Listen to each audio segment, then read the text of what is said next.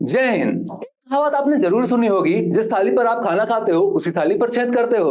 बिल्कुल ऐसे ही घटना हमें रूस के मामले पर बिल्कुल सही नजर आ रही है। ये हो जाते हैं रूस के राष्ट्रपति व्लादिमीर पुतिन। इन्होंने अपने एक दोस्त को एक सेना का कमांडर बना दिया और इतना ज्यादा उसके पास पावर आ गई, इतनी ज्यादा उसके सर पर पावर चढ़ गई कि भैया इन्हीं का तख्ता पलट करने के लिए वो आने लगे।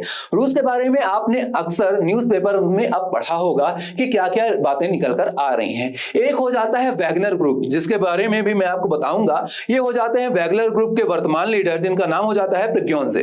राइट। अब इन्होंने क्या बोला, इनके सर पर पावर का नशा चढ़ गया और इन्होंने बोला कि अब हम रूस के राष्ट्रपति व्लादिमीर पुतिन को ही सत्ता से हटाएंगे और उनकी जगह पर सत्ता पर बैठेंगे। पहले ये खाना बनाने का काम किया करते थे, पहले जेल पर थे और उसके बाद ये गैर रेस्टोरेंट का बिजनेस इन्होंने शुरू किया। इतना ज्यादा इनका खाना बनाया हुआ अच्छा लगा व्लादिमीर पुतिन को कि व्लादिमीर पुतिन ने बोला कि भैया अब तुम खूब पैसे कमाओ, जितने भी आर्मी के लोग हैं सबको तुम्हारे यहां से पैसा जाएगा। अब जब इनके पास बहुत सारे पैसा आ गया तो ये पैसे का यूज क्या करेंगे, तो इन्होंने बोला कि मैं अपनी ही आर्मी बनाऊंगा। राइट। तो इन्होंने बोला कि बहुत बढ़िया, यही मुझे चाहिए था, तुम अपनी आर्मी बनाओ, तुम मेरे काम करो, सारा जितना भी पैसा है मैं तुमको दे दूंगा, जितना भी आएगा उस पर्टिकुलर प्रोजेक्ट से। राइट। इलीगल काम्स लेकिन तुमको करने पड़ेंगे, एक स्पेशल टारगेट मैं तुमको दिया करूंगा जो अपनी सेना से मैं नहीं करा सकता हूं। देखिए, दो टाइप की सेना होती है, जैसे दो टाइप की मनी होते हैं, एक ब्लैक मनी, एक व्हाइट मनी। एक ऑफिशियल करेंसी होती है, एक अनऑफिशियल करेंसी होती है। उसी तरीके से एक सेना है जो रूस के लिए काम करती है, रूस के टैक्स पेयर्स का पैसा उसको मिलता है और उसी से वो एक कोड ऑफ कंडक्ट के अंतर्गत काम करती है। ये हो जाते हैं इस प्राइवेट किलर्स, इनको बोला जाता है। भाड़े के टट्टू भी आप इन्हें बोल सकते हैं, भाड़े के सैनिक भी आप इन्हें बोल सकते हैं। मुख्य रूप से क्रिमिनल्स होते हैं।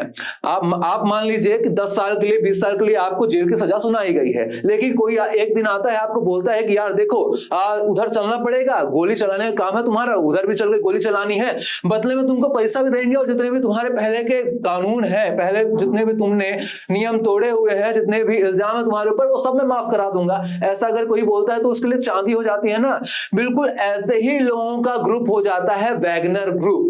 प्राइवेट यहां पर किलर्स हो जाते हैं, भाड़े के सैनिक हो जाते हैं। अब व्लादिमीर पुतिन जी ने बोला कि बिल्कुल आप जाइए, जो भी काम आपको करना है आप कीजिए। अब इन्होंने क्या किया, अब जब रूस पर अधिकार करने की बात कही यहां पर व्लादिमीर पुतिन जी ने, आपको मैं रूस की लोकेशन भी दिखा देता हूं, आप समझ पाएंगे। ये रहा रूस, ये रहा यूक्रेन। रूस ने यूक्रेन पर हमला किया तो किसने किया, वैगनर ग्रुप से ही सबसे पहले कराया गया था। वैगनर ग्रुप ने कई सारे स्थानों पर भी जीत हासिल कर ली, लेकिन जब क्रेडिट देने की बारी आई तो डिफेंस मिनिस्ट्री ने रूस की क्या बोला कि यहां पर रूसी सेना की जीत हुई है। देखिए, रूसी सेना और वैगनर सेना दोनों अलग अलग है, दोनों लड़ तो रूस के लिए ही रहे हैं, लेकिन वैगनर जो है एक प्राइवेट किलर्स का एक ग्रुप हो जाता है, लेकिन रूसी सेना जो है रूस की सरकार के लिए काम करती है। तो मतलब अगर क्रेडिट देने की बात होती है तो आपको अलग से ही क्रेडिट देना पड़ेगा। तो यही यहां पर मामला था और इसीलिए यहां पर गुड्डू भैया नाराज हो गए, बोले कि हमको भी चाहिए फुल इज्जत, हमको भी चाहिए फुल क्रेडिट। तो विस्तार से बात करेंगे क्या है वैगनर ग्रुप, ये भी मैंने आपको बताया, क्या है कारण ये भी मैंने आपको बताया। जल्दी से एक बार वीडियो को लाइक कर दीजिए, चैनल को शेयर कर दीजिए। आगे अब क्या होगा, क्या रूस की सत्ता बच गई, क्या पुतिन जी बच गए, अब क्या होगा गद्दार का, इसके बारे में भी जानकारी हम बातें करते हैं इसी आगे वीडियो में। राइट। अब देखिए यहां पर क्या बोल रहे हैं ठाकुर जी, ठाकुर जी को आप पुतिन जी ही मानिए। क्या सोचा था, ठाकुर खुश होगा, शाबाशी देगा जो तुमने गद्दारी करी है। आइए अब देखते हैं आगे क्या हुआ। तो यहां पर ये है पुतिन जी, पुतिन जी को मारने के लिए ही ये सारे टैंक्स ले आए जा रहे थे। अब इन्होंने गुस्से में आकर एक सैनिक को तो मार दिया। इन्होंने क्या बोला, इन्होंने बोला कि पहले तो डिफेंस मिनिस्ट्री के द्वारा रूस की हमारा क्रेडिट लिया गया कि पहला यूक्रेन पर जो भी अधिकार किया गया था रूस की सेना के द्वारा किया गया था। और इतना ही, इतने पर ही रूस की सेना नहीं रुकी, हमारे वैगनर के आदमियों को भी मारने लगी है रूस की सेना, और इसलिए काफी ज्यादा गुस्सा हो गए। काफी दिनों से ये भी बोल रहे थे कि हमको लड़ने के लिए सामग्री नहीं दी जा रही है, जिसके कारण से हमारे यहाँ के जो जवान है वो मारे जा रहे हैं। ऐसा भी रूस की सेना पर इन्होंने, रूस की मिनिस्ट्री पर इन्होंने इल्जाम लगाए।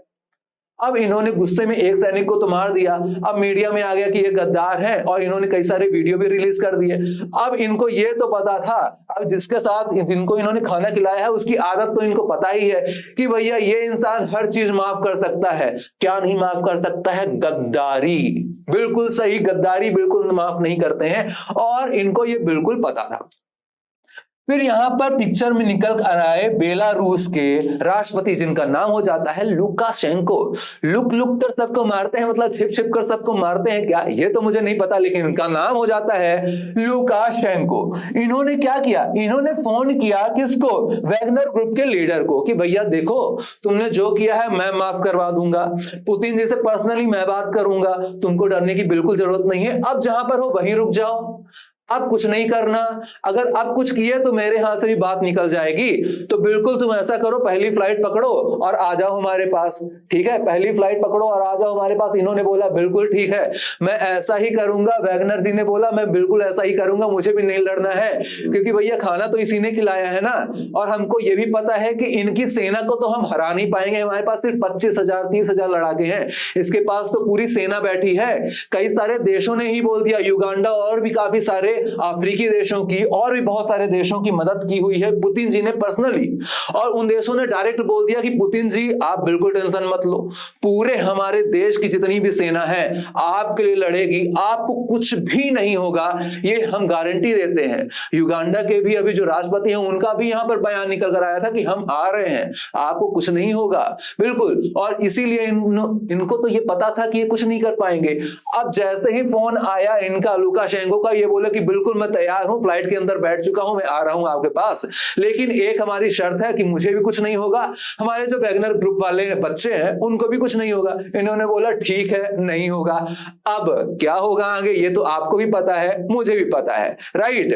कि यहां पर न्यूज़पेपर्स में एक न्यूज एंकर थे, कुछ दिनों पहले ही यहां पर एक इंटरव्यू हुआ था व्लादिमीर पुतिन का। व्लादिमीर पुतिन से पूछा गया क्या आप माफ करते हैं, कैन यू फॉरगिव? तो इन्होंने बोला था बिल्कुल हाँ मैं माफ करता हूं, मैं बहुत बड़े दिल वाला हूं, राइट? लेकिन बाद में इन्होंने ये भी बोल दिया कि लेकिन हर चीज मैं माफ नहीं करता हूं, बट नॉट एवरीथिंग।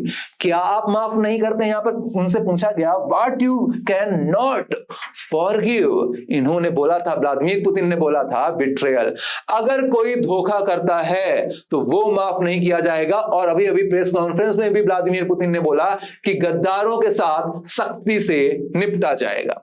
तो अब गद्दार कौन है ये भी सबको पता है, व्लादिमीर पुतिन कौन है ये भी सबको पता है। भैया केजीबी जैसे सीक्रेट एजेंसी है इजराइल की मोसाद, भारत की रॉ, पाकिस्तान की आईएसआई, अमेरिका की सीआईए, उसी तरह केजीबी इंटेलिजेंस सीक्रेट एजेंसी हो जाती है रूस की, उसके लिए भी काम कर चुके हैं।